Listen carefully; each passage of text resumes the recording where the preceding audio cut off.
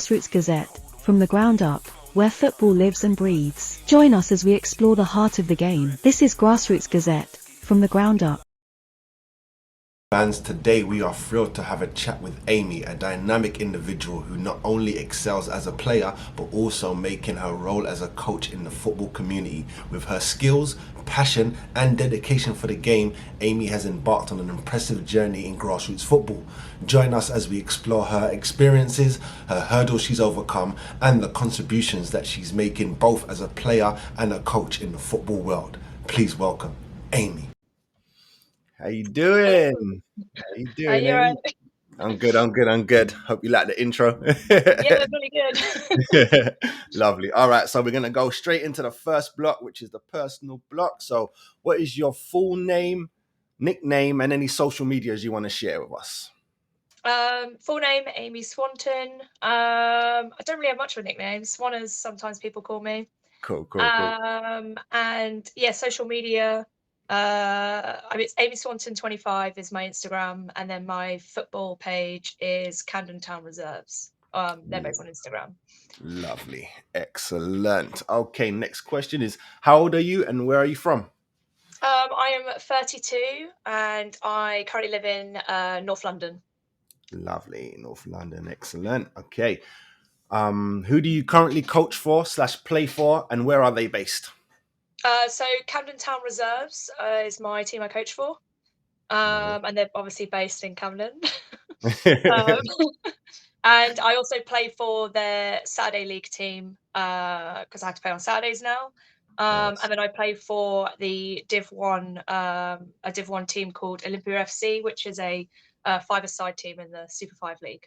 Nice. Excellent. All right. So a lot of this is going to be some coaching questions and some player questions. It's about all mixed up. So let's go. So who or what motivated you to start playing football and then coaching football? So it wasn't really, I mean, like when I started playing football when I was about 15, I'd probably say it was from my brother. He started playing from when he was really young, and I used to go and watch him with my mum all the time. And then I just wanted to get on the field myself. So I played with their boys team for a little bit because they had no girls teams back then. Right. Yeah. And then eventually I persuaded that club, Aldershot, to make a girls team. Nice. So, yeah, do that. Excellent. Lovely. What about the coaching? Who motivated you to take that move? The coaching was my old coach from Camden. So he actually owns Camden Town. Okay. And he basically, I was the captain of his team, and he kept being like, "Oh, the way you're with the players and how you talk and like your knowledge of football is like, have you ever thought about being a coach?" So yeah, it wasn't something I really thought about until about 4 years ago. Nice. And then seeing people like Serena Wingman as well really spurred me on to do it because she's such an amazing coach. So, yeah. Definitely. Okay. Where or who did you train with to become a coach? Like, are you officially a coach? Yeah, so I started out at a team called Kinja FC. So they were like a kids academy based in Wembley, right next to the stadium. Nice. I did, the under 8s, 10s, helped assist the under 15s and 16s. And then I wanted to try out adults teams, so that's when they let me take on Camden Town. And I just supported a couple of five-a-side teams as well. And then that's how I got my UEFA C badge. So I'm currently UEFA C accredited. Lovely. So, officially, how long have you been a coach? Officially, like for a proper teams, I would say 3 years, but I've probably been doing it on and off for about 5 years. Okay, lovely, excellent. Do you have any experiences coaching any other sport? No, I don't think so. Trying to think. No, it's just I'm pretty football mad, to be honest. It's just football. It's all football. Yeah, Yeah. lovely. Excellent. Next question is, which football coach has most influenced your shaping as a coach today? If anyone. So I mean, trying to think. So Arsene Wenger, I think he's pretty. Yeah. I love. Have you? Obviously, you've read his book. Red and White. Yeah. I think that's just such an incredible coaching book, and like I've taken a lot of my style of play from how he coaches, and Nice. his philosophy as well. I think his philosophy is really good. So he's definitely one of the people I look up to, and then obviously Serena, who I just mentioned as Yeah. well. Nice. Just how she is specifically with female players, Right. and how Right. she coaches them and how she talks to them. So I kind of take both of their styles, and they've influenced me in how I coach.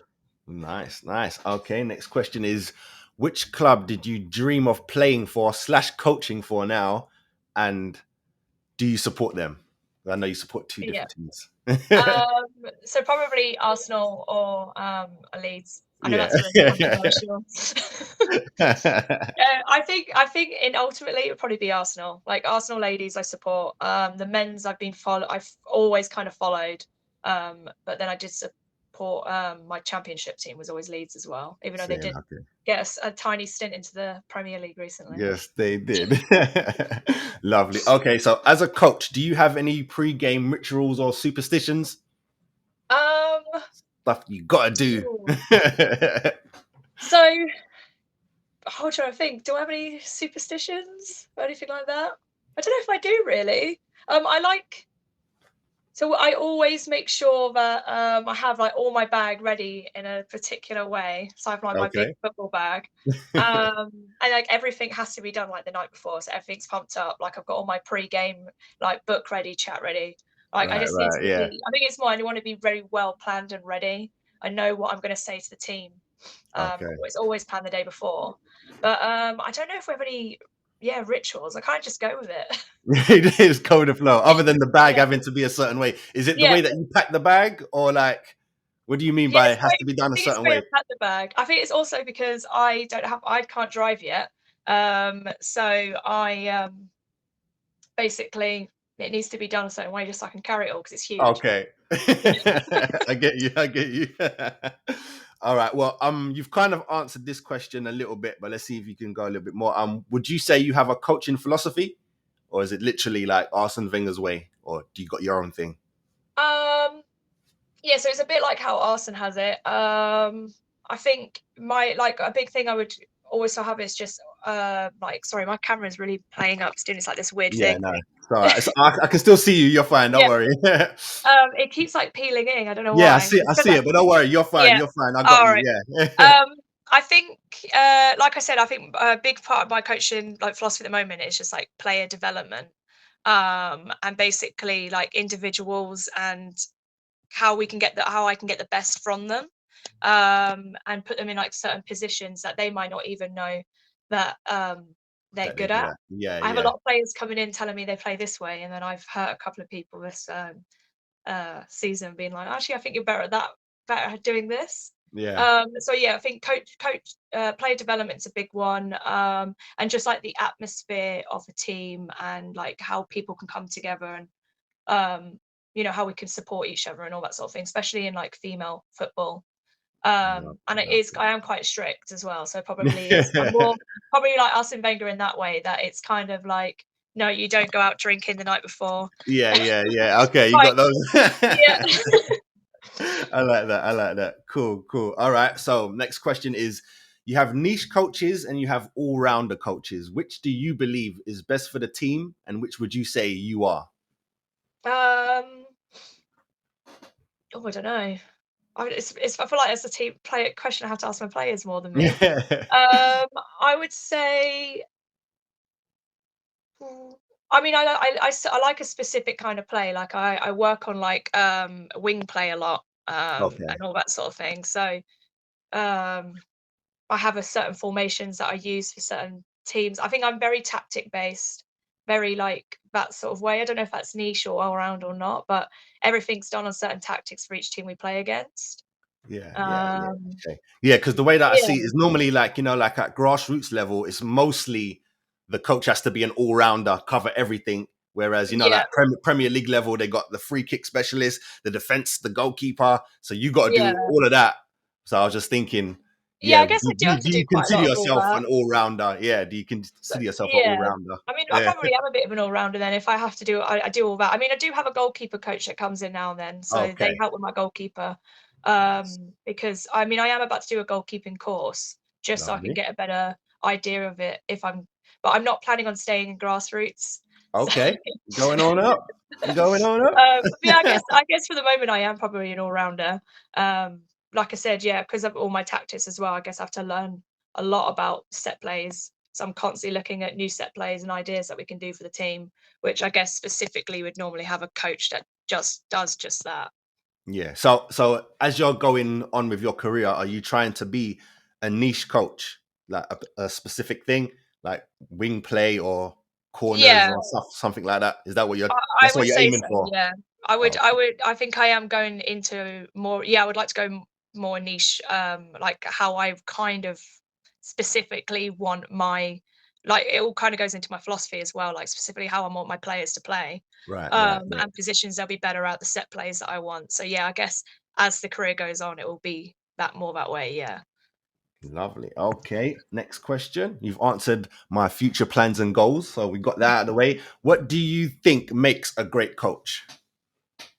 I personally think it's just to be quite open with your players. And that's what I see with Serena as well. She's very like upfront, and Emma Hayes is another one, super Mhm. upfront with her players, even though she's gone a bit weird lately with some of the stuff that she's talking about. Those, Yeah. some of those poems. I'm not sure if that makes a good coach talking about poems. Yeah. I'm glad someone said that. I find that a bit strange as well, but yeah, no, okay, lovely, excellent. I've got two more questions in this one. It's last two is what does the game of football mean to you personally? The game of football mean to me personally. I just think it's about bringing especially at the moment, it's like bringing people together, bringing cultures together, just becoming more like unison and one, and keep growing the support, especially for females and everything. Just keep growing the sport. Get the biggest fan base we can, Yeah, and make sure, yeah, like young people are just keep, keep wanting to go into it basically, and don't feel like there's an avenue for them, and they haven't shied away to have to go to another sport. right. Yeah, I respect that. All right, last question here. Hope I've got the right information. You are or were a police detective. Is that right? Yeah, I still am. Oh, lovely. All right. So, do you feel that line of work has benefit your coaching in any way? Yeah, I think I can talk to near enough everyone. Nice. Like, when you've got the irate coaches on the other team, for instance, Oh especially, yeah. some of them don't like when I will chat back at them and tell them where to go. Oh yeah. Oh, I've got Um, a question about that later on. Don't worry, I'm going to ask about that. But yeah. and also players as well, like especially like the shy players, or maybe ones who've got personal issues. Like, so I'm very good with safeguarding. I think specifically safeguarding, I'm probably one of the better at because of my police work. Okay, And lovely. especially with young kids and stuff, I've been able to help them a lot. Yeah. Nice. Excellent. All right. So that's the end of that half right there. Next part, we're going to do the Would You Rather game. So we'll be back right after this. It's down to a T, minus the milk and 2 sugars. Easy. Take a good look. You can see it's a good look. Take a good look. You can see it's a good look. All right. So here we go. Would you rather? So my rules are you can answer and we move on. You can answer and explain yourself if it's like a tough decision and you feel you have to explain yourself, or if it's too hard, we just skip it. Yeah. So you got those Okay. three options. So first up, we have Emma Hayes or Pep Guardiola. Wait, who am I saying? Who I don't want or want? Yeah, who you want? Would you rather? So Oh, yeah, Emma Hayes. Emma Hayes, lovely. Next one, early kickoff or late night kickoff under the lights. Late night kickoff under the lights. Late night kickoffs. Messi or Cristiano Ronaldo.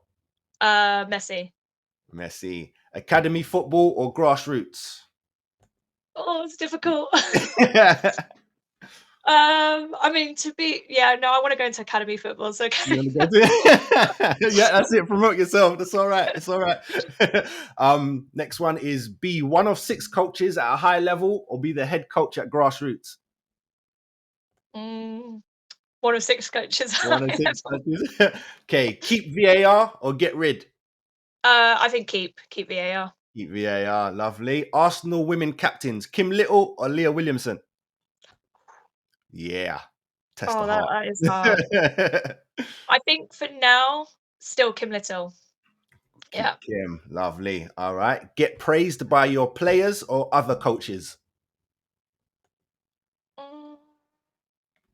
Oh, I don't Yeah, know. I like that. Players. I'd say players. From the players, lovely. Back-to-back titles or one Champions League? One Champions League. One Champions League. Okay. Be a coach at the World Cup or be a coach at the Champions League final and Oh. World Cup final, obviously, both finals. World Cup final. World Cup final. Travel to coach football or travel to watch football? Travel to coach football.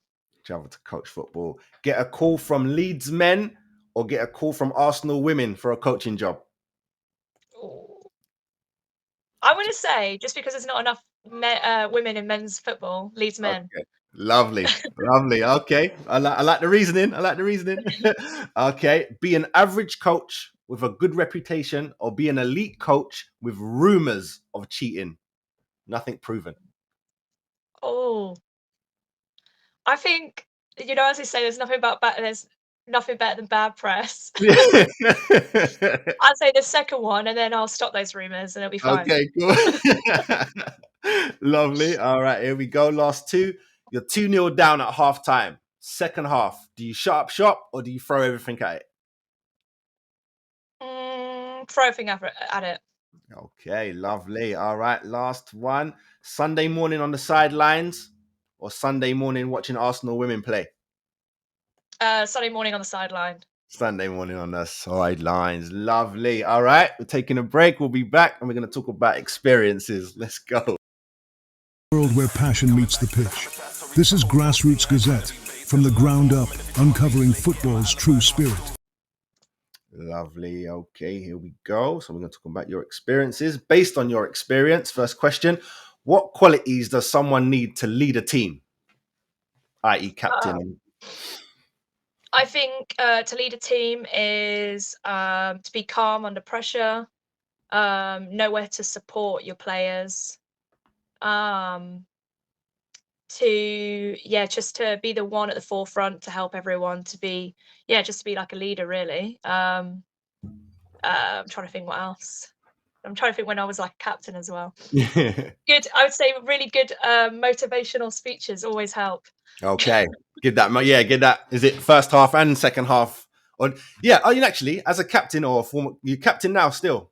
No, not captain of this team. No. Okay, so when you was captain, when it come to half time, did you get to talk then, or was that the manager's part? He would sometimes let me talk, or I would do like a little mini chat with the players, and then he would come over and maybe say something. Okay, Yeah. cool. Lovely. All right, here we go. Next question. Tell me about your first coaching session. How did it go? Oh gosh, my first. Yeah. So it was like proper, like with the team. I would say it was my under-8s, and it was quite difficult because I had about 10 young girls like just running at me all of a sudden, being like, "You're our new coach," and then like piling on me, asking for piggybacks. Oh god. And it was trying to, because I think I had a set up in my head, oh, we're gonna do this, this, and this. Mm-hmm. And then I was like, yeah, this isn't gonna happen. I'm gonna have to incorporate fun games. Like I gotta remember I am not coaching adult women. Yeah. It's the So it was a babies. very quick turnaround of being like, okay, no, that's not gonna work. Next practice. It was interesting, Okay. put it that way. It's interesting. It's a good learning curve, yeah? Yeah. Lovely. All right, next question is, tell me about your best day to date coaching football. My best day actually just happened last Nice. Sunday. Lovely. We got into our first ever, for the whole club actually, first ever semi-final of the League Cup. Congratulations. And Congratulations. literally so scary. I think it was 2-2. And then the 92nd minute, our forward got just scored. Literally with like Nice. a minute to go. So we all ran on the pitch. I got a yellow card for it. But yeah, Lovely. probably them. It's probably worth it anyway. Yeah. Lovely, lovely. All right, so we're going to flip over to the other side of that question, which is tell me about your worst day to date coaching football, Oh, if you've had one. I mean, my players would probably say it was in November last year. Or was it no? Was it December last year? We were playing against a team that was bottom of the league, and we were just really, really bad, like through and through. Like Damn. everything about it was like we couldn't. It was like we all like don't know that everyone forgot to play how to play football. Them ones, yeah, one of those days. And everyone as well. That's terrible. Yeah, and I mean, even like with, I think I let my emotions get the better of me a little bit. Like with the end game chat and stuff. I probably wasn't the most supportive or the nicest. I don't know. Maybe I just let things get a bit too. 'Cause I think it was because we were doing so well, and we could have Okay. stayed in top two, and then we basically lost that.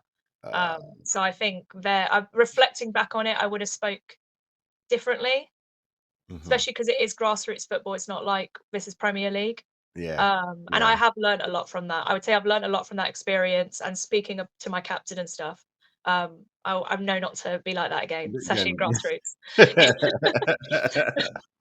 Cool, cool. All right, lovely. Next question we have is, in your view, are there any misconceptions about being a football coach? I.e., they just show up on game day, or it's an easy job. They must have another job that they really care about. Is there anything else that you can throw onto that? Um, well, personal misconceptions from when I turn up, is Mhm. the other coaches don't think I'm the coach. I've heard that before. Yeah, I've heard that one before. Yeah, like Okay. even when I've got a jacket that says coach on the back, I'm like, come on. I specifically got this jacket so people would know I was the coach.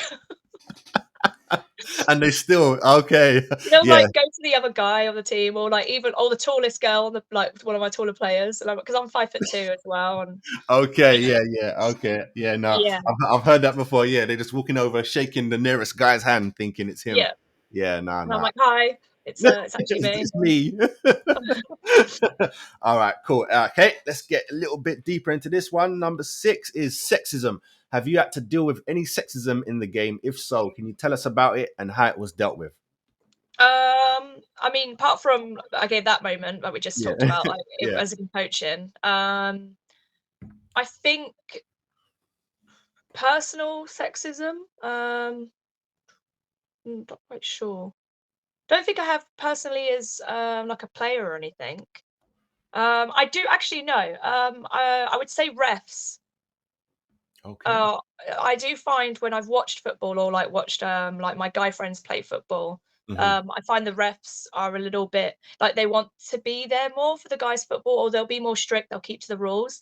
I find when I've played slash coached women's football or watched women's teams, um, the refs, like you can tell they don't either want to be there, or they're really just like, oh, it's fine, let them have it. Oh, it's not a free kick. And I'm like, She just completely took her legs out. That's a yellow card. You would have Yeah, given that to I've the heard a bit of guys." that before as well. Yeah, it's like they don't really want to be there, and oh yeah, that's the worst person to have that attitude is the referee. You Yeah, know what I so I mean? think that's like the biggest I've had with sexism with refereeing, because like just seeing it from how they are with the guys, especially grassroots, and then just how they are with us.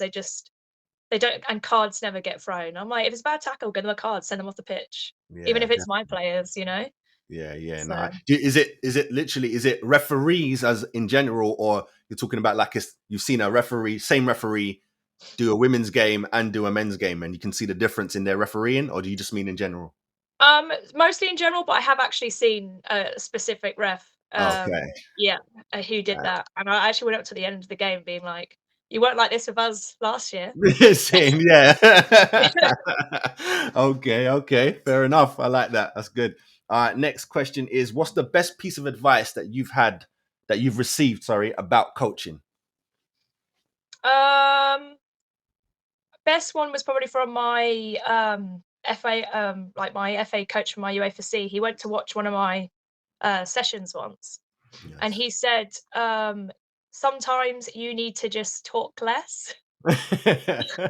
He was like, "I get that you're really trying, to make sure that they get it because, like, especially if it's, like, maybe it is grassroots and I've got such different, um, because it's not an academy, it's all different ages slash all different skills. You don't specifically have everyone that is, like, a particular skill." So Right. he's like, "I think if you just kinda let them learn to get on with it, and then maybe the other players in the team can kinda teach them, instead of just constantly trying to talk and trying to get it, it will all come together eventually." So, yeah, I think Yeah. he said just to sit back a little bit, let's see what happens, and then if they still don't get it, then you can go and talk. Yeah. Cool, cool. That makes sense. That makes sense. Okay. A Dutch a, a Dutch coach named Vera P is the oldest female football coach at 61 years old. Do you plan on coaching that long? Oh, I'd love to if I can. And she was the former island manager as well. I think she literally just Yeah. stepped down. So yeah. Yeah. So Um, that's a you're looking to go, go, go. yeah, I mean, like, I've always been, like, a creative person, like, yeah, I'm a police detective, but I never really wanted to do it, it was just something my parents made me do. Um Okay. So, like, I think I do eventually I really wanna see how far I can get it. I mean, I know coaches are getting younger, but most coaches don't really properly start until, I think, late 20s, early 30s. Right. So I would like to keep going. I mean, I have got big dreams to coach I like eventually that. the Yeah. WSL. So hopefully your name will be Yeah. on there next. You know what I'm saying? Amy, Yeah, exactly. 75 years old, still doing it. I like that. Get me? All right. Next question. Team building. In your view, how important is it? And what is your favorite team building activity? Um so it's team building on and off the pitch. I think when it's on, like in training times, I like to Mhm. do like maybe once every couple of months. So like really fun games, just to get everyone's spirits back again. But specifically, I'll do those if we've had a bad game or like a bit of a rough moment. Right. So yeah, loads of little fun games, leave them for an hour or something. Off the pitch, I always like to. We're with the adults specifically, so this isn't obviously the kids. Yeah. We'd have a go we always try and go to the bar or something afterwards, have a couple of drinks, Right. uh, maybe watch some football, try and get some tickets to, the women's games. Lovely. So yeah, stuff like that I always like. I specifically like the ones where we go and watch the football, because then I can kind of show them, Show them "Oh, what's look, good. this Yeah. person's doing this." Yeah.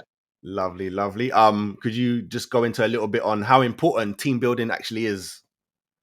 I think it gets everyone together more and, like, becomes more of a bond with the team. I feel like if you didn't have that, you would still have players playing for themselves or individually. And I think at the end of the day, like a big thing, like I think about it is like it's a team sport, and if you're not playing as a team, you won't win games. Very true. Which I've Very true. noticed with other teams before, and Very how true. coaches play. They like concentrate on the individuals, and I'm like, yeah, but no one's going to want to pass to them. Very So true. Yeah, yeah. yeah, that makes perfect sense. All right, next question.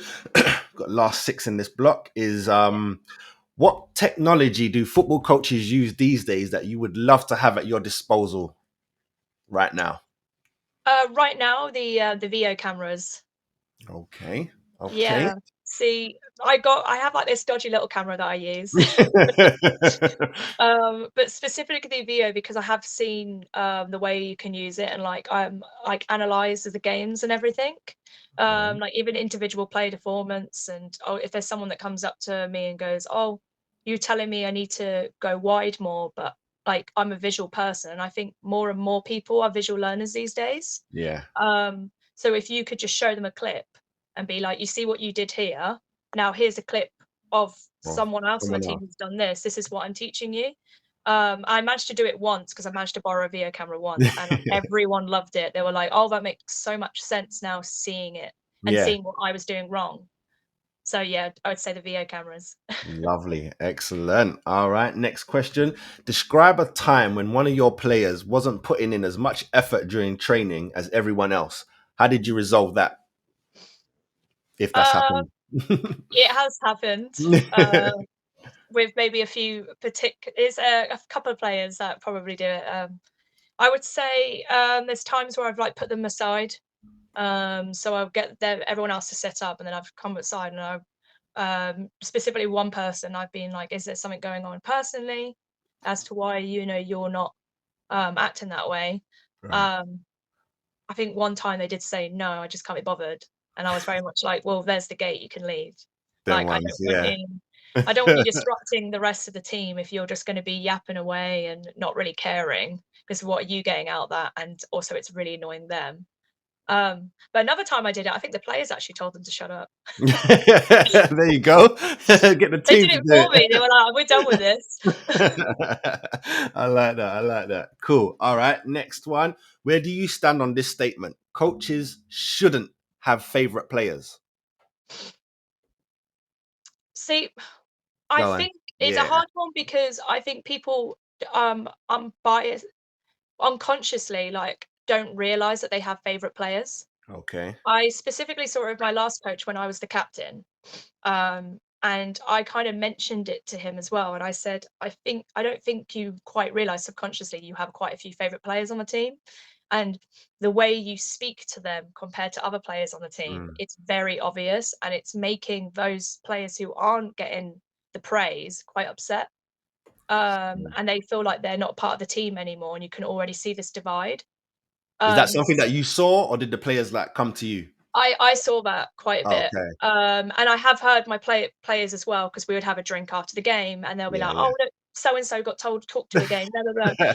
Um, and Yeah. like, yeah, and then you kind of just pick up on things as well. And it was one of the biggest things that I wanted to bring into my coaching. Like when I became a coach, I was like, I don't want to be that person like he was, who had this subconscious bias. Yeah. I need to really make sure, even if I do maybe have some favorite players, not to voice it all the time. Maybe praise some of the other players who, might have not done a good job, but at least they learned something that Yeah. day. But actually, that was really good. I already seen this progress, because I think it does cause a lot of friction in teams, as I noticed as a Yeah. player last year. I bet. I bet. Did he? Yeah. Did he change after that? No, not really. No. He quit coaching. Oh man, damn. He's like, that's it. I'm done. He was like, "Yeah, coaching's maybe not for me." And I went, "Oh, maybe not." Maybe not. Yeah. Lovely. All right. Next up, we got. What's the most challenging situation you faced as a coach today? Yeah, sorry, that could be Um, anything from training to in-game to, I don't know, maybe even talking to the owners of the club. Anything. I think, one of the biggest challenges, I mean, if it's, for the actual team purpose, I think was, trying, because like I said before with the grassroots, I think trying to adapt my sessions from, like, the better players to maybe the weaker players, Right. Right. and making sure that everyone felt involved and they were learning. I think that's one of the biggest challenges I've had to learn. I think now I am got it over the year, but at the start, it was, I think some of the weaker players probably had a hard time. Mm. Another challenge outside of actual playing football was probably to do with, the divide of, so we're the reserve team, Right. and then I don't know, he's probably going to hear this podcast now. But we also have a first team, Right. and I think there was quite a divide between, how much support we got to how much support they get. And Right. it's the emphasis is very much on them, and everything, like all the Instagrams about them. And I feel like I had to do a lot on my own Okay. without not really any support, which was a lot of work when I've also got a full-time job. I'm like helping out with other coaching, and then I've got to do all the finances, get sponsors, get Jeez. anything Yeah. to keep our team going. Yeah. Um, so yeah, I You think like that was one manager. challenge. You like manager of the team as well as coach. Yeah. Yeah. Everything. Literally. So I think that's probably been one of the toughest. And then trying to also keep my players on my side as well with that, because they were a bit like, "We don't feel supported by the club, blah blah blah, we'll leave." And I meant, but feel support from me.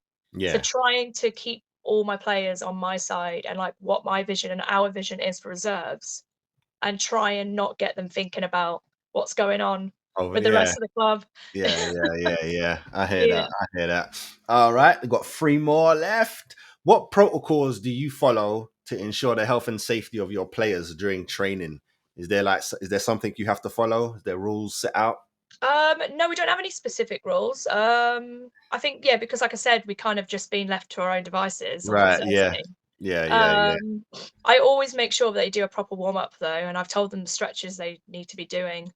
Um, with our pitch, it can get quite slippery in the winter months. I bet. So we make sure that everyone's not going 100% out. I even say at training to some players as well, just please don't go 100% out and break your own players' legs. Yeah. But I've always got like a first aid pack on the sideline. We've got I've actually forgot what it's called now. To start your heart again. Oh yeah, I know what you're talking about. Yeah. I know what it is, but I don't know what it's called. But yeah, I know what it is. I mean, I've got one of those as well. So like Nice. health and safety wise, we've got a lot of first aid and everything. Sport players. Excellent. How many people have to be what's it called? First aid. How many people have to be first aid ready on the team? I think I am a first aid trainer, and then I've got actually a doctor and a nurse on my team. Nice. So technically you do need another first aid trained person. Normally, I think you're supposed to have 2. Okay. But I mean, I already have You're them. covered. I You're covered. don't do the first aid. I'm like, well, there's a doctor there; they can do it. There's a doctor. No first aider right there. Lovely. Yeah. Okay. Next question is about fair play. So, what's your take on fair play? What does it mean, and how do you ensure your players embody it? I don't know. I have a scenario for Okay. players that I normally give is if you're, let's say, if you was a player and you're running down the wing, Yeah. if the defender is chasing you and then they pull up, do you carry on running or do you kick the ball out? Oh.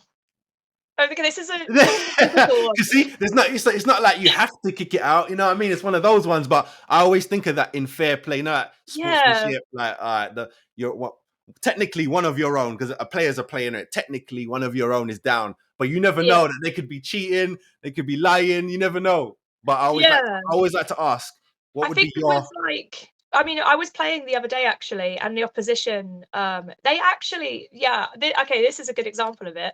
So last Saturday we were playing, and the opposition like fully put her leg out at one of my players, and basically she had caught her, she could have really, really hurt her. It was a really bad tackle, but then the girl slipped and ended up hurting herself. Same. She's then on the floor being like, ow, ow, ow. The whole team is like, kick the ball out, kick the ball out. And we were a bit like, well, no, because you tried to hurt, you tried to hurt our player. You did that on purpose and then you've hurt your knee. Also, if we kick it out, then you guys get the ball when this goes back on again. So, and the ref was like, he didn't blow the whistle. So I was like, well, the ref's not blowing it. Yeah. So we carried on playing, and then we nearly scored, and then we stopped. So I think, and then we stopped. Yeah, fair enough. I'd agree with that. In that scenario, I'm like, you weren't fair first. But I guess if it was like a really even match, people were being, then maybe we'd kick the ball out. So it depends on the game type thing. Yeah, it depends on the game. A semi-cup, a final, I ain't kicking the ball out. We're going. I like that. Yeah, I like that, and I fully understand. All right, last question is: you're at a game, because I think you spoke about this a little bit. You're at a game, and the opposition coach is taunting you or your staff from across the field or across the way. How do you deal with that? And if you have a story for me, what happened? So we had one where he actually brought in some players maybe that were, I didn't recognise from last time, but I've recognised them from his first team. Yeah.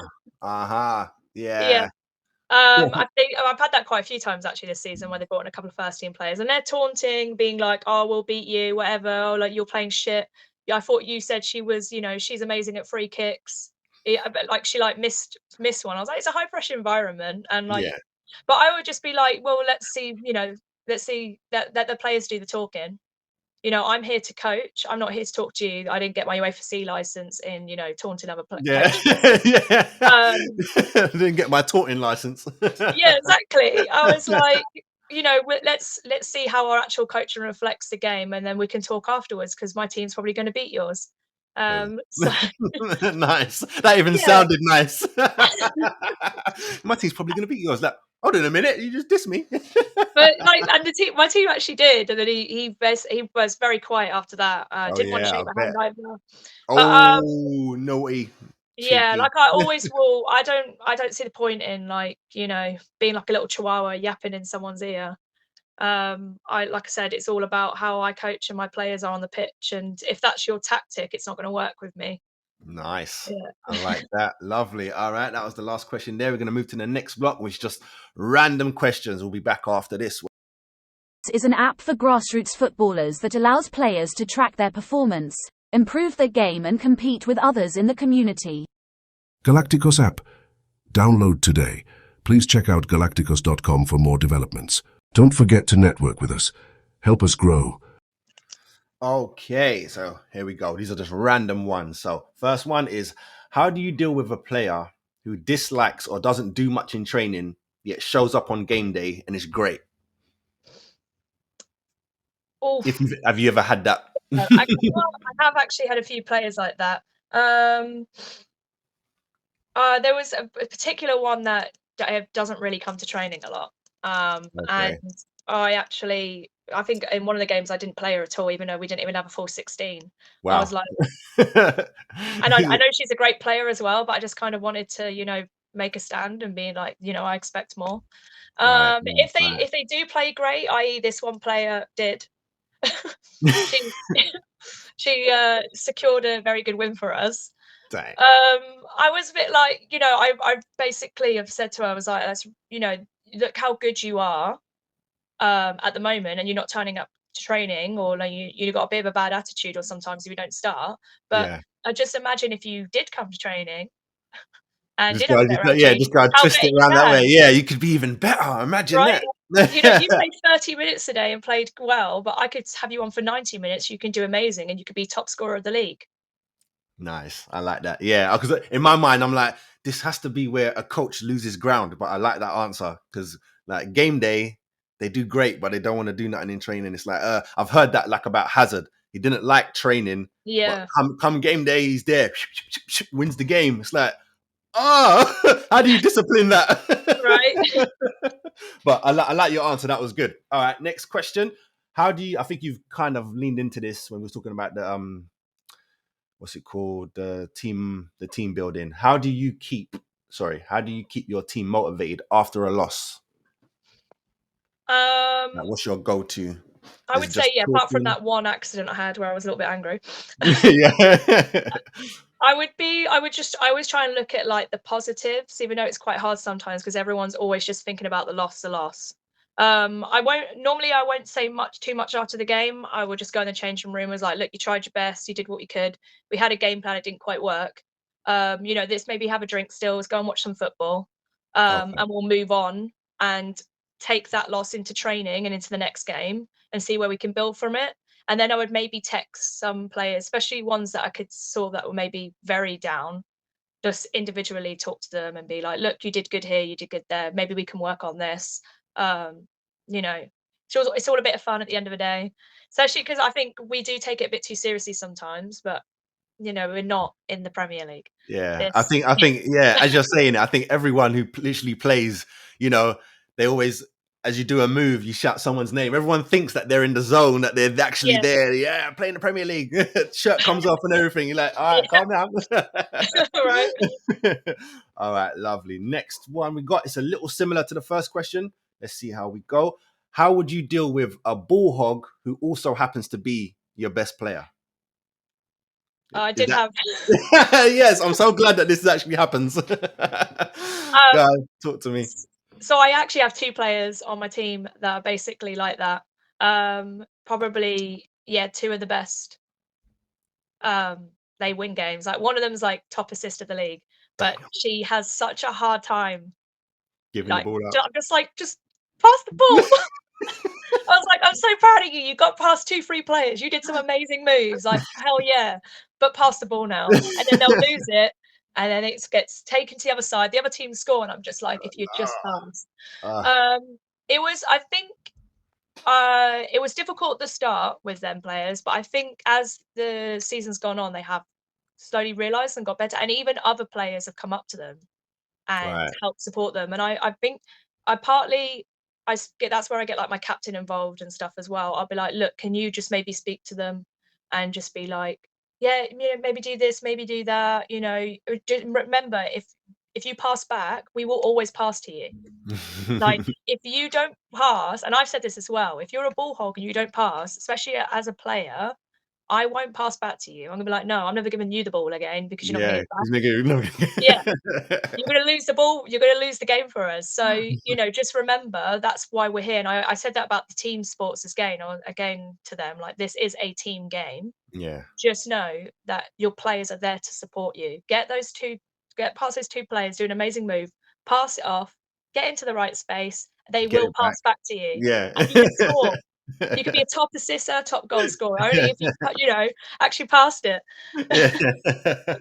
I like that. Yeah, that's cool. I like that. Yeah. All right. Next one we got is, who do you believe has the hardest job in football? The players, the officials, managers, coaches, or the owners, or anyone else that I've missed out?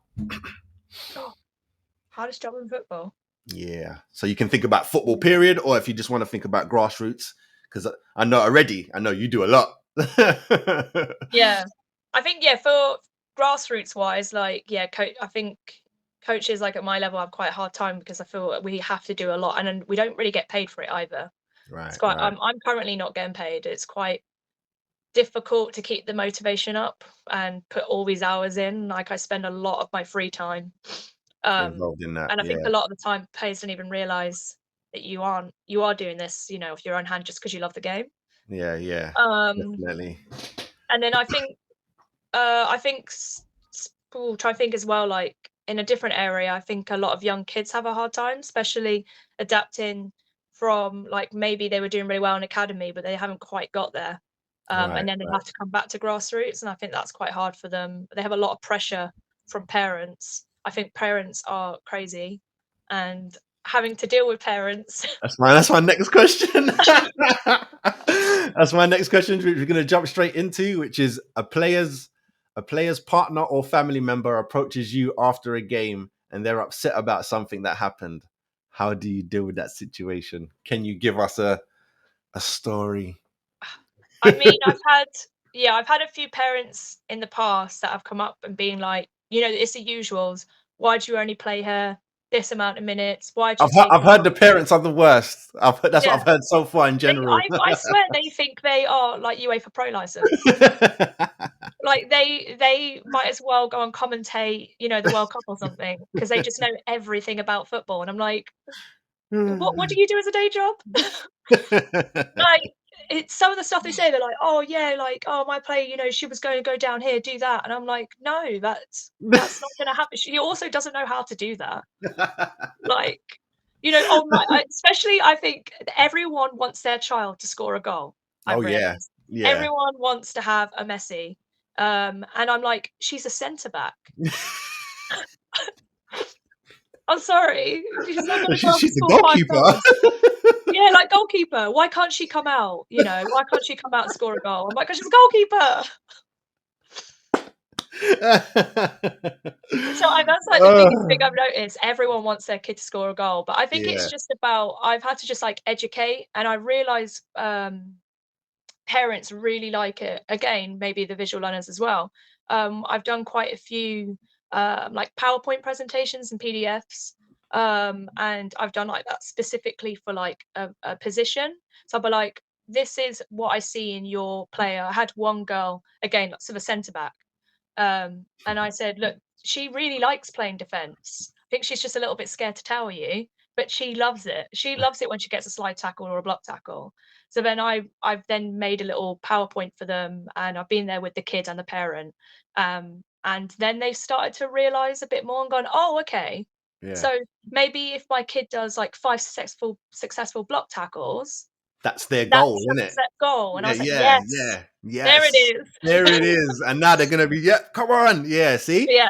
That's a lot of work you're putting in. I gotta respect that. That's a lot. Yeah. That's a lot. Yeah, wow. All right, we've got 3 more in this section. No, sorry, we've got loads more. Just this little part. Describe what your process is developing a new game plan / training sessions. Like, how long does it take? How long does it take you to like form one and stuff like that? So I kind of at the start of every month I normally have like a block of what I was going to do. So Okay. I mean, at the start of the season, I always kind of have an idea. So I always want to start from defence and then I go all the way up to the finishing. So I Lovely. feel like you're not going to be able to score goals if you don't even know how to defend properly. Because a lot of the times I like to build from the back and then wide play into the finishing. So it Nice. all kind of has like a journey. And then I will put that into blocks. So at the moment we're in the latter half of the season. So I think now it is working on counterplay into finishing, into the final third. So I've got an idea of what each session's going to do, and I probably spend like a good 4 hours working on that, and then every week I'd spend 2 hours to 3 hours a week working on like the specific training plan I'm doing, because I do 2 hours every Thursday, and then Okay. that is cut into blocks of. So you got like the warm up activity, and it'll be um, normally a passing kind of exercise Mhm. into a small sided game, which will grow eventually into like the end match. So there's 4 to 5 blocks each in those 2 hour trainings within that 1 month block of Yeah, that that's a principle. So that's it's all that's done on a principles and stuff. I don't know, that's a it's lot. like a lot. Do you stick to that if you like, let's say if you guys are winning, do you still stick to that block that you designed at the start of the month? Or do you like Um, change it up now because you're doing well? I try and keep to how the plan is, because even though they're doing well, there's still things to learn within it. The only times I would normally change is if say we had a particular bad couple of weeks. So I remember one time we just were not doing well in the midfield. We were losing possession a lot. We were bunching up. And so I was like, okay, I'm going to have to chuck out my block, my chaining plan at the moment, and we need to go back into midfield play again. We need Right. to work out how to get wide. And there was a lot of passing drills I had to do and combination plays. Nice. So that's the only time I really change it, is if we're actually losing and we need to relearn something again. Go back to the go back to the Yeah. fundamentals. Yeah, I understand. Lovely. Okay, next up, from your point of view, how bad is it really for referees at grassroots level, sorry? Oh, it's so bad. It's so bad. Yeah, there you I go. I think any good ref will get snatched up straight away. I've noticed it. Okay, Well, I've had two refs this season who were pretty all right. And then the last games I noticed they're already playing in higher ones. gone. They Yeah, just they're take gone so them. quick. And then you're just left with like the worst of the worst. Damn. Like, and I'm just like, are you doing this just to get a cheeky 45 quid? Because Yeah, I probably could just stand in the middle of the pitch and not do anything for yeah. £45. I've heard that. I've heard some of them just stand like center Yeah. circle. They don't even go end to end. They're just like, yeah, we'll just stay around here. Mm. I was like, We had one that threw up on the pitch once. wow, late Yeah. night, late Yeah. night. Well, obviously I reported it, but I was like, Yeah, "What are you doing?" that's crazy. The ref, Yeah.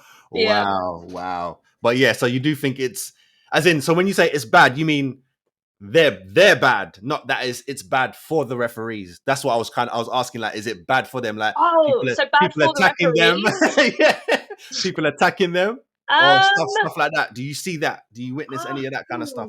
I haven't noticed it much within, like, I don't know, like, it's a bit of a weird one because, like, I've watched a couple of the guys' games and they can be really rough with the refs.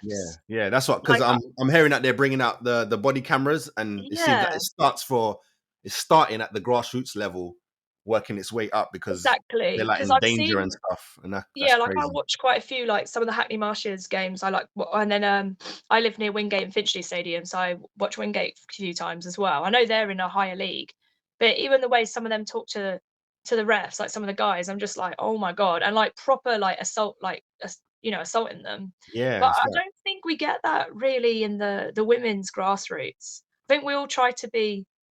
I don't know, maybe we're just a bit more like a a bit back more approach. calmer. Yeah, a bit more, at Um, least more chill. That's yeah, what I've heard as well. That it's a difference between the men and the women's game. I think it's more, yeah, they're like getting yeah. attacked and stuff is in the men's game. But yeah, crazy man, crazy. All right, next question. Men coach women's teams. Do you see yourself coaching men's teams? It is something I've thought about. And a couple of my so like my FA coach and like the owner to the club, they both said that I could see you coaching men's. I don't know if that's because I've got a little bit of like a no bullshit attitude. Yeah.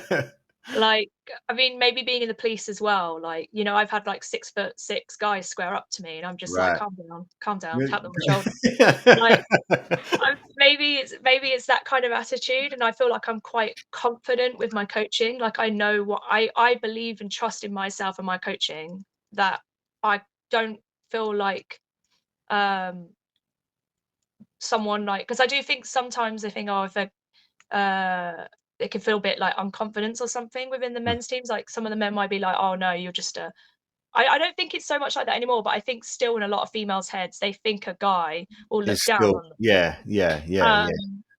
Or like that's kind of thing. So I would like to hope that my coaching and my ability will come out like a guy wouldn't be like that. And like the way I am with guys as well, like I'm pretty like I've got quite a few guy mates. Like I just don't think that they would do that. But like I said, I Yeah. think I'm quite confident in my football ability that it would be quite interesting to coach the Men's team. men's teams. And it's such a different style of play as well. Like Right. it's so much faster, the men's game. Like I love the women's games, but still going from Arsenal women's to then watching an Arsenal men's game, It it's is, just so different. it is Fast just paced, different. like the ability, you know, even just like like free kicks and set plays and stuff like that. It'd be really interesting to just coach a men's game. Yeah. Yeah. Cool. Great answer. Lovely. All right. Next one is, I don't know how you can answer. I don't even know why I wrote this one down, but how would your players and staff describe you as a coach? Have you had people tell you stuff already so you can just quote them? So I actually had to ask my players. Apparently, I hate when you have to ask, but part of my UEFA C badge, you had to. It was like coaching development, and it was like one Yeah. of those about how do your players feel about you. So I actually had to ask my players what they felt about me. Right. I think from what I got is they said that I'm like really helpful, and you could tell that I love the game and love the team. That I put a lot into it and a lot about developing players. Um, I Hmm. think that's one of the things they said. It's just like you can tell that you really, really do love the game, Love this. game. Yeah. And yeah, all you want to do is support and make players better. I think some of the nicest things I've heard is like quite a lot of my players on my team have said, I feel like I've learned so much from last season to you being my coach this season. Nice. A couple of players are actually trialing out for higher level teams as well this year, which is really exciting to know that Love. you've got someone from like, you know, grassroots or five-a-side team, and now they're trying out for you know, like regional level teams. Yeah, So that's cool. yeah. Yeah, that's the way in it. That's the way. That's the meaning. Let's just say the essence of coaching. Help Yeah. someone get even better. Yeah, no, I like that. Okay, next one is you're talking to a new coach. What advice would you give them? As in, like, what's the most important things they need to know about entering this career? Know that you will never get any praise. If your team wins, if your players do well, it's your players that did it. It wasn't you. That's And right. if you lose, it's not your players, it's you. It's you. Yeah, yeah, Yeah. yeah, yeah, yeah, yeah. You will never get the praise. It's always your fault. That's the whole pyramid, isn't it? That's just the way It it is goes. literally the whole pyramid. It's, you know, it's always your fault, and it's never you. But just know that you do have the support, and if you really love the game, just keep going with it, because it's quite a rewarding experience. Especially like I said, when you got like the academy girls that I've had that have then gone on to join like pro academies. And then I've got, like I said, the female women's now that were grassroots players going on to try and join regional teams. That's the love for it. Yeah. And That's if you don't want any of that, then maybe the coaching's not for you. Fair enough. Fair enough. Lovely. All right. Next is what process is there for you staying up to date with rules and regulations when it comes to coaching? Do they send it out to you? Is it something you have to keep up with? Or like the FA Um, take care of it, bring you lot in for refresher week or something like that? I think so. Every year, the whatever league you're part of, So we've got the AFA, Amateur Football Alliance. They bring out their rules and regulations from the FA. So I know Okay. you do have to look at that and sign it. Right. And then there's like the reffing rules as well, because I know they sometimes change some of the rules on that. And I don't think there's too much. I know we're supposed to have a meeting whatever league you're in, you have a meeting right at the start with all the teams. They kind of run Okay. through stuff.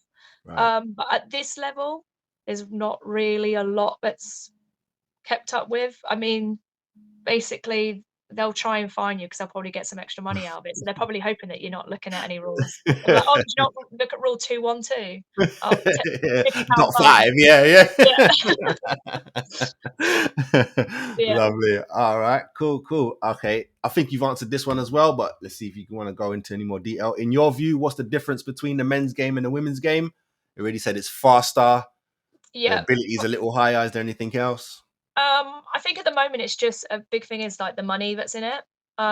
So the training grounds, well, I mean the match grounds. I mean, we got Arsenal women's that are mostly playing at the Emirates now, but Yeah. still, like 9 out of the 12 teams in the WSL still play at like the smaller Yeah. pitches, That's right. which in the winter months couldn't even play the games on because of the quality. Yeah. It's forever getting postponed and everything. Yeah, man. Exactly. But you've Crazy. got that doesn't really happen until you get to like maybe lower League One of the men's. Yeah, exactly. And then the training facilities, like I said, the medical care that the men have. At the moment, it's just all that money. I think that's like the biggest difference. But I think, like I said, I think it maybe get there with the women's. I think it is partly sponsorship as well. I know they try and say, "Oh, we should have the same as the men's," but at the same time, a lot of that money comes from gambling and sponsorship, which That's right. is in Yeah. the women's sport. Like we don't Yeah. gamble as much, so Yeah. yeah. You're right. Yeah. Okay, next up, I've got. So you're also a player. Has stepping into coaching changed you as a player? Yeah, I think I've actually become better. Okay, nice. As in, you're seeing all your coaches that you've had before as just a player. You get what they've been going through this whole time now. Yeah. Is it stuff like that? Like, yeah, you And understand. just like even little things like how one tiny touch of like a different part of your foot can move the ball to like completely change your play, the way you just position your body Hmm. when you're setting up. I wouldn't have thought that. I mean, I guess when I was a little bit younger, because I used to play at a high level when I was younger. Um, but as time's gone on, I kind of forgot that. And then so Right. then stepping back into coaching again, and then the way I look at coaching, I think it has made me better. Like this season, I'm thinking of actually maybe trying out for a higher team to play. Nice. All right. maybe I maybe like that's yeah, that. because especially because I want to go back into kids academies again, and they mostly play on Saturdays. I can go Okay. back into playing on Sundays. But I think just yeah, I think I've become slightly better player because I know now, oh yeah, that one touch does make all the difference. Cool. I like that. All right. Next one is in the same ballpark. Do you believe a player coach has a better understanding of a player than just a coach? Um, Do you think that's a thing, or do you think nah, that's not a thing? I think it's hard being a player coach. I was thinking about being a player coach for my team this season. Um, but I think it's quite hard to get a full understanding, and I feel like it's very difficult on the rest of the team as well, because if I'm also trying to think how to play, and then working out subs or like how my team are playing, it's a bit unfair on the Mhm. rest of the players because they're not getting the full attention of a coach. That's right. That's true. Um, so I mean, preferably, I think it's better just to have a coach rather than a player coach. But Okay. it kind of also depends what level you are, because I know some grassroots team, it's all about social environment. It's Right. not about getting top of the table, Right. Yeah. learning, like all these moves. It's all about just coming together. So a player coach is probably quite good. It brings the team together a bit more, maybe. Yeah. Probably. Yeah. Lovely. Okay. Next up, we got two more in this section. As a player, which player or players did you grow up watching and wanted to be like? Wanted to play like, Um, shall we say? oh, I don't know. give me a give me a one or a top three. You can say some. I mean, I mostly watched, to be honest, men's football when I was younger. Partly Right. because like women's football, you never really got it on TV. I remember like the Olympics, the first couple Olympics, you couldn't watch that on anything. Yeah, facts. Um, so when I think about like some players, like like Thierry Henry, The he's up there. king. Yeah. Yeah, I think he's incredible. I know like he has had his controversial moments, but Wayne Rooney was also a really good player. Definitely. And then if we are thinking some female players, when I look back into it, I'm trying to think, like Kelly Smith. Okay. Yeah. Yeah. Shells. So right, yeah, like and then more into it, I think like Lucy Bronze is playing for such a long time now, and I think she's still still one of the best players I think she still is like the best right back in women's football. But Yeah. she's also Doing been playing bits. so She's at long. Barca, right? Is she at Barca? I think she's Yeah. somewhere. Yeah, she's And doing. I'm just like, and she's probably like one of the oldest players on the team, and she's still one of the best right backs in the world. So, growing up There you watching go. her play as well, and like, the way she brought wing back play into the women's football a lot. So she's such an incredible wing back and scores goals still. And I played left wing back a lot when I was younger. So watching her, So watching her. yeah. Nice. All right. Last one in this block is if I could take you back 10 years. So both playing and coaching paths are in front of you. Which path would you walk down if I said you could only pick one path now? Which one would you walk I down? wish that I'd started coaching earlier. Okay. Yeah. I don't think I would ever been. I don't know, it's a hard one, but I don't think I would have ever been as good a player as I can potentially be as a coach. I also think because of my age, I'm trying to think now, I would only, I wasn't getting any money.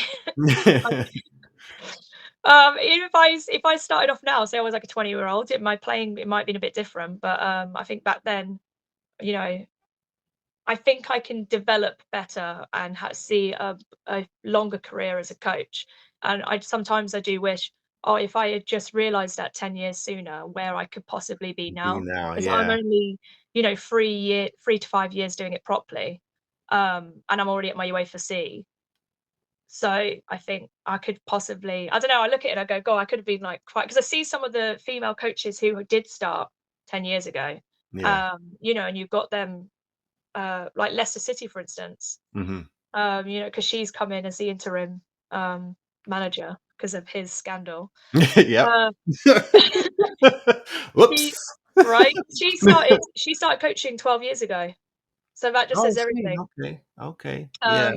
Yeah, and started off the same trajectory. Grassroots kind of went into academy, went abroad for a little bit, and now look at her. She's like head coach WSL, and I'm just like, I think, God, if I started back then, Yeah. yeah. I hear that. All right, lovely. So we're gonna take a little break and we'll be back. We're gonna play Start, Bench, Sell and Would You Rather 2. Here we go. To the beating heart of the game.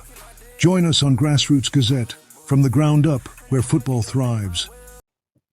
All right, so I've got it halfway. So it's half Start, Bench, Sell and then half Would You Rather. I've got 15 questions here. So first up is give you 3 names and then you slot them into position, start, bench, or sell. So we've got Somerville, Dan James, and Patrick Bamford. Start, bench, sell. Start Somerville. He's really come into his own. He is. This season. You know what? I'm going to do it this order, actually. Bench James, because he has got better, and I'm just kind of over Bamford. I was going to say, I thought he was he's the cult hero, no? No, I know people hate that when I say it, but he's too many injuries. He kind of messed us up last season. It's probably one of the reasons we went back down into Championship. So yeah, man. All right, cool. Yeah. Patrick is gone. Next up, we got Saka, Cole Palmer, and Foden. Yeah, the young ones doing their thing. I got to keep Saka on there. Start Saka. Still hard though. Here we go. I don't know, Palmer, Foden. I really don't. I hate Chelsea.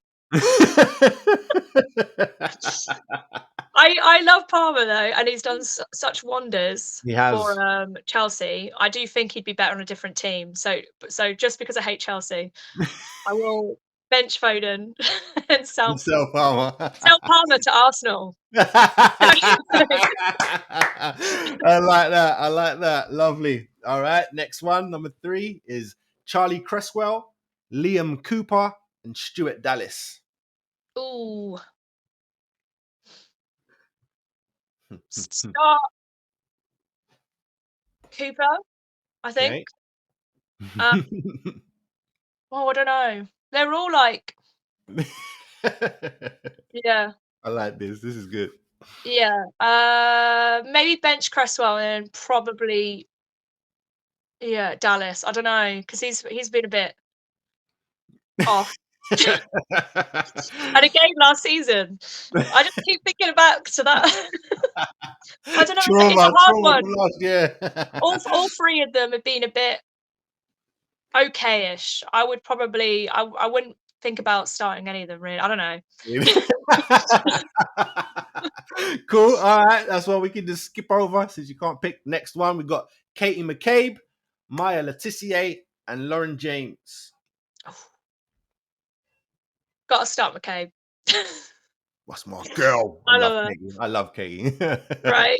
She's just so brutal. She's so real. I love it. I think you got to have Lauren James on the bench. I mean, Yeah. she's a starter too. Really, she is. is incredible. But again, it's Chelsea. Yeah. And secondly, I think we just got to sort her anger management issues out a little bit. Yeah. So, and then yeah, Letitia, even though again, incredible player, she's just not quite. She's not James on. Yeah. McCabe She's not level. there. Yeah. Lovely. Okay. Like that. Ella Tooney, Jordan Nobbs, Beth Meadow. Mido, start. Meadow. Mido. Yeah, start Mido. She got a hat trick the other day as well. I was gutted that she came off. Oh, no. Then Toon to sub. Tooney. She's a super sub. And then Jordan's out of there. Yeah, I love her, but I think she's already gone past her peak. She has, definitely. Yeah. All right, next up, we got Alicia Lehman, Vivian Miedemar, and Chloe Kelly. Ooh. Start Chloe Kelly. Miedemar is so good, but she keeps getting injured. Yeah. Well, it's the same. It's that injury in it. That's down. It's the Dutch queen right there. But yeah, can't say nothing for form. I can't say anything. No, I would say at the moment, I'm thinking tactically. We've got some incredible forward players in Arsenal. Yeah. Would Miedemar really push through that at the moment, especially the injuries? Probably not. So I would say Lehman has been, pivotal in a team, very good player for them this season. So I put her as a sub, and then for now, Miedemar myself. Lovely. Don't worry, Miedemar, we still love you. It's only the injury. All right, next up, this is the goalkeepers. This is the last start bench sale. Mary Earps, Zinsberger, or Berger? I would start Mary Earps still because she still is incredible. I was just thinking a couple of those saves the other day. Yeah. And got Chelsea kicked out. I love that. Yeah.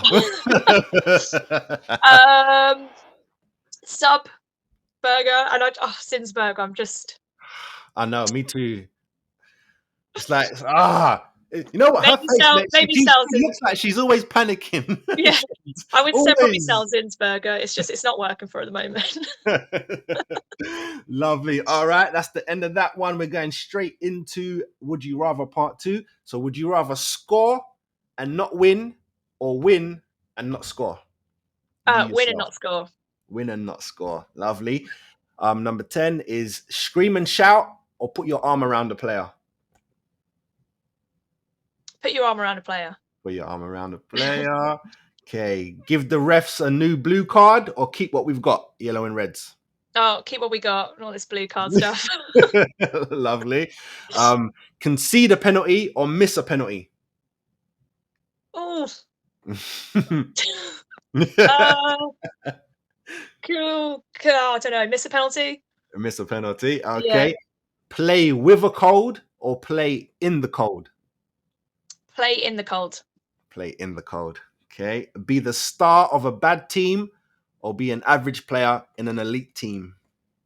Average player in an elite team. Average player in an elite team. Last one. Be a legendary coach or a legendary player. Legendary coach. Legendary coach, he says. Lovely. All right, we're going to take a break, come back, and we're going to talk about the Camden Town ladies. Let's get Teams, every moment is a victory. Welcome to Grassroots Gazette, from the ground up, where football's journey begins. lovely. All right, so we got, is it 10 in here? Yep, we got 10 in this block. Lovely. We're flying through this. Excellent. 2 more blocks to go, including this one. So first question is, how long have you been coach? How long have you been the coach for Camden Town ladies? So technically I kind of interimed it from last January when I was player coaching. So when was that? So a year and a half now? Yeah. Okay. Year and a half. Year and a half. Lovely. Again, I think you've answered this one. Which team within the club do you coach? Is it it's the reserves, right? Yeah, so second to the first club, Camden Town Lovely. Reserves. And part B of this question is, do you plan on being part of the coaching staff for the first team? No, I actually just told them that I'm leaving the club. Oh, see, okay. Damn. Is it Yeah. at the end of this season? Yeah, at the end of the season. I told my players as well. They were pretty upset about it. Damn. Okay, next up. Who is your captain and why did you pick them, if you pick them? So a girl called Nia. I picked her because she was my vice captain last year that I chose. And I just like that. Well, one, she's a centre back. I think it's always good having a defender as your captain. Everything. They're less likely to be subbed. And she's quite calm on the pitch. Like, she knows how, if there's some rowdiness going on, she'll always go over and settle it, which I think is really good to have as a captain. Nice. What happened to your last captain? Because she was the vice captain. Was your last captain still there? Oh, it was you. Last season, it was me. Lovely. Okay, so yeah, you promoted. You got up, so she came up. Lovely. Yeah. Excellent. Where did you finish last season, and are you where you wanted to be at this point this season? So we finished 7 out of 12 last season, I believe. Okay. This season at the moment with 5th, with potential going into 4th. We've got a must-win game next Sunday. Nice. And this is the highest we've ever got in this club, and the fact this is our first semi-final as well in a League Cup. Yeah. So I'm really, really proud of everyone. Already looking better than last season. So how many games left? 4 still. 4 league games still. So this season is so long. It can all change. Yeah. See. Okay, lovely. All right. Next question is, what is Camden Town ladies' women's style of play? What is the style? So we're very possession based. Like I said, I like wing play. So I play quite wide. I like a 4, like either a flat 4-4-2 or a 4-1-4-1. So yeah, I like to. It's very possession based, build up from the back, get wide, and then just get loads of goals. We're not very good at set plays. I try and stay away from set plays. See, okay. Stay on your feet. Yeah. Cool. All right. Tell me about when you found out you was going to be coaching Camden. Did they ask you? Did you ask them? How did that happen? So it was more me pushing them. Basically, because our last coach left, he was the owner of the club. Basically, he wanted to just go into more CEO kind of stuff. Coach wise, they didn't really concentrate on wanting to get like the best coach. Like I said, they were concentrating on the first team a lot and not really on the reserves. So they were trying to make it socially and like not really want to do much for them. And I thought, I don't know, because I always imagined I was doing quite well the reserves and try and get promoted. So I was like, let me please be the coach. I want to see if I can do the challenge. And then I think it was about 5 hours of drinking later with the owner of the club, very drunk. He was like, fine, all right, you persuaded me. And that's how it came about, really. Lovely. All right, I think you've answered this before, but tell me about your best day to date with the Camden ladies. Is it getting to this getting to the semi-final, even though we've just been drawn against the hardest team in the league. I was just about to ask you, who did you get? Who is that? Croydon Town WFC. Okay. They, top of the league, haven't lost a game. I think they're plus 70 goals. Jeez. Yeah. It's gonna be Yeah, challenging. Yeah. All right. In your opinion, who is the best coach at Camden Town Ladies? Me. I like that. I like that. I had another coach say the same thing. I like that. Yeah. It's me. I think I'm pretty good. I mean, I haven't really seen the first team coach that much, but we play very different styles of football, Right. and I think he does concentrate on individual players more. Cool. And mine's all about the team. Cool. All right. This question doesn't really matter now, but I was gonna say, what are your goals for next season for your team and yourself as a coach? So, what are your wishes for the Yeah. team next season, and what are your goals as a coach next year? So, like, my wishes for the Camden Reserves is I wanted them to just try and keep going and see if they can band together and get another team, but I'm not quite sure that's happening. I think quite a lot of them don't want to stay. I feel really bad, but they were like, "Oh, we liked you as a coach, and I don't know if we're feeling it going into a more social team." So quite a lot of players are specifically leaving to have a more competitive team. My plans are, I mean, I haven't actually got a new team yet. Um, Okay. I So just you're on the knew that lookout. yeah, I knew I just didn't want to. I want to keep challenging myself every year. So every year of coaching, I feel like I've got to a high level, um, and like I'll need it as well if I want to do my UEFA B. So I think what I'm looking for is trying to get either an academy team within like a pro club or leading up to that, or assist to like a national team coach, be an assistant. Right. Nice. But yeah, I haven't got anything yet. So yeah, call me if anyone's listening. All right, my last question. This is quite funny because it might be they call you. I was gonna say, if the IBLFC came knocking, would you think about switching? I'm guessing that's what's it Yeah. called? Is it Islington Borough Ladies Football Club? I think that's the official name. I think they're Yeah. your rivals. That's what I had to try and find out who your Yeah. rivals were. They are quite our rivals, yeah, especially to the first team. Okay, I think if the right. right opportunity came a knocking, I think so, especially because they have got teams higher up in the league. Okay. But it's also, funny enough, one of the teams I was looking at to play a game for. So Was oh that would be funny. Just bucking yeah. up. Isn't that Amy? Yeah, right in the center. All right, cool. Appreciate that. All right, here we go. That was the last one in there. We're gonna go into the last block, which is inside the coach's mind, which is, I don't even know why I named it that, because this is all in your mind, but we'll be back in a minute.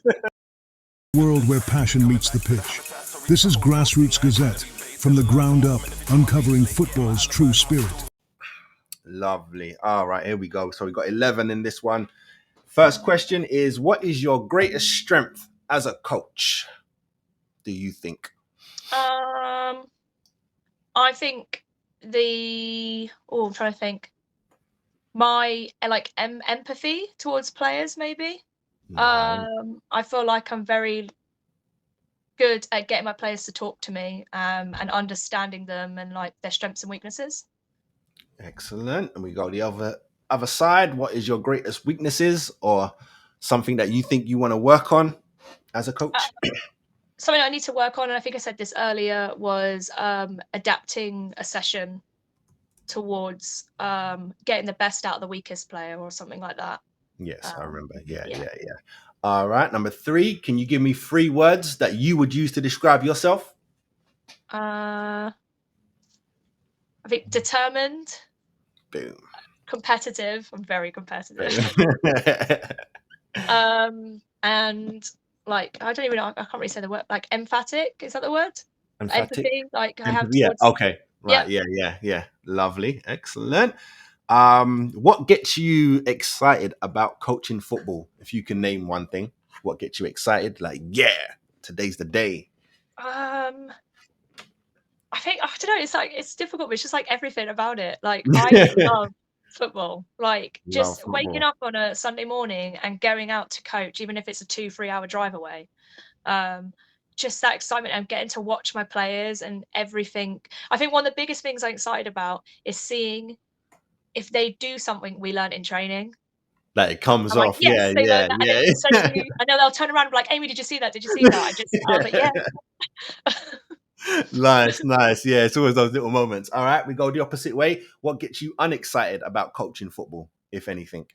Um, I would say just like from experiences of like unpleasant opposition, refs, stuff like that. I've like, am I going to wake up on the day and I'm going to have a ref who doesn't care, and then my player I've had quite a few serious injuries this season from players, and there's been no repercussions for it. So that's the one thing I get scared about, again, because these are grassroots players and they've got real life jobs, and then they're out with, broken shoulder bones and nothing's been done. Yeah. You ain't getting paid for that. Yeah, definitely. Yeah. All right. Number 6 is when you are nowhere near a football pitch, what can you be found doing? Maybe drinking in a pub watching football. That's funny. Cool. Yeah, That's a what we lot going with. As in, no, so you don't have no hobbies? No, I mean, I play music, and I watch music. One of my best friends is a musician, so I support her a lot on the stuff that she does. Nice. Is that the guitar I saw on your page? Is that's what you play? Yeah. Nice. What else? I just love all kind of activities and sports and traveling. So even if it's not football, like you'll probably see me playing some other kind of sport, or going on a hike somewhere. Nice. So yeah, that kind of stuff, really. Lovely. What's the best compliment you've gotten about your coaching? Best compliment. And who was it from? Player or like coach? Sorry. I think one of the best compliments was from a player, and she was a five-a-side player, who I basically brought her into 11-a-side team. And I was like, "You're too good for five-a-side. Join my 11-a-side team." Yeah, and I just basically taught her, like, think about 11-a-side, and she said recently, when I said that I was not going to be coaching anymore, she was just like, "You've taught me so much. Like, I've really found a love for football again, 11-a-side football, and I can't wait to try out for higher teams, and like just thank everything."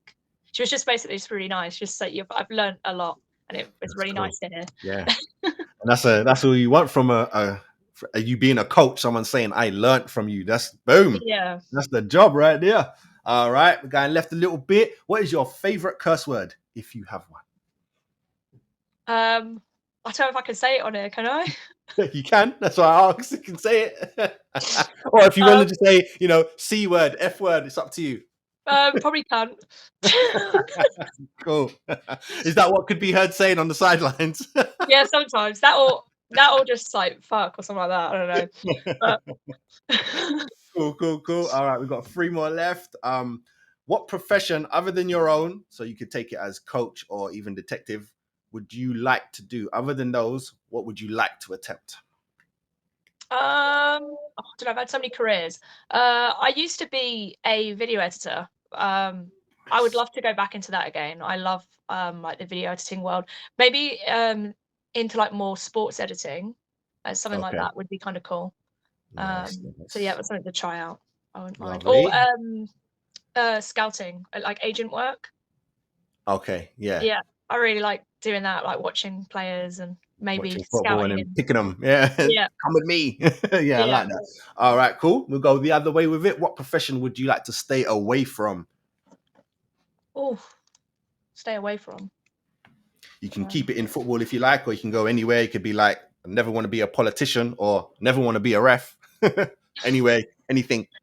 I mean, oh God, I definitely never want to be a politician. I'm terrible at politics. I don't really know I know that's really bad, but we've got elections soon, haven't we? And I'm like, I don't know. I don't want to talk about it. Apparently the Conservatives are terrible.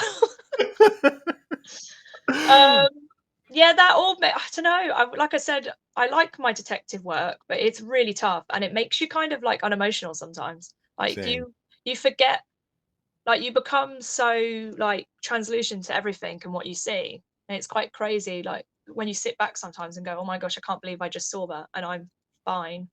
Yeah, and it's just kind of today. Yeah. Yeah. So I mean, if coaching can take me out of that world, that'd be incredible. Because I just don't know if I'd be able to do it for 30 years. Same. Cool. Lovely. All right. Last question is, what one thing would you change in the football industry? Anything, and we change it tomorrow and we keep it pushing. What's that one thing that you would change? Oh, I don't know. There's quite a few things that would change. I think just one thing in the football. Oh, I don't know.